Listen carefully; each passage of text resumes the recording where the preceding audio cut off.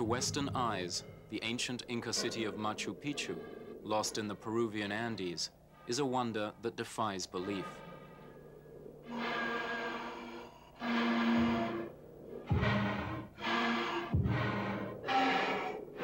work of a sophisticated culture that flourished high in these mountains centuries before the arrival of Spanish armies and the Catholic Church. The legacy of the Inca civilization lives on in Cusco, a city that more than any other in Peru captures the mixture of the indigenous and Spanish cultures.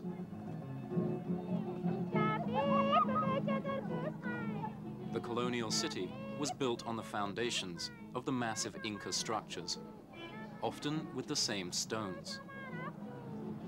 But buildings are the only reminder of the once wealthy golden empire of the Conquistadors. Today, 500,000 inhabitants struggle for their daily existence at an altitude of 12,000 feet.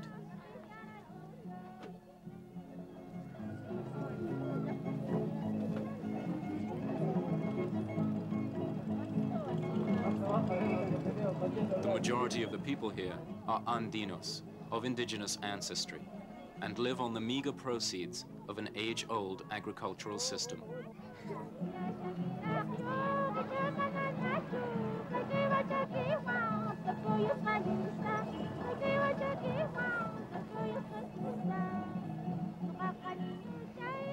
The more affluent minority claim descendancy from the Spanish conquerors and are called mestizos, which means of mixed race.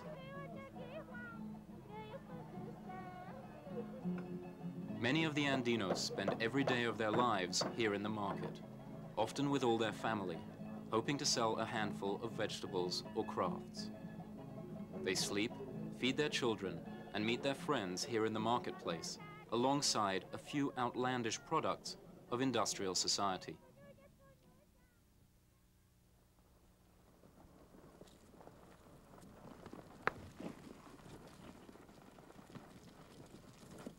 Not far from the city of Cusco, in the small mountain community of Cotabambas, the life of today's inhabitants has changed little from that of their Inca ancestors.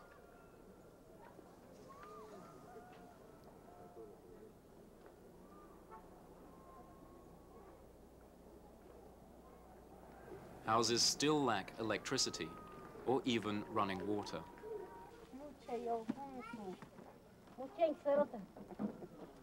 There is not one telephone in the whole village. The only link with the outside world is an old bus that takes up to 12 hours to cover the 100 miles between Cotabambas and Cusco.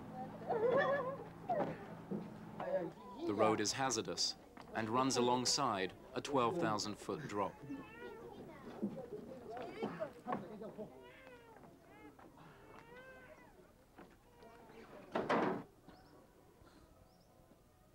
But even this village is not too remote for outside politics to intrude. Armed soldiers guard against potential attacks by Sendero Luminoso, the Maoist guerrilla movement Shining Path that has tried for a decade to start a Marxist revolution in Peru. Recently, they even kidnapped one of the local priests.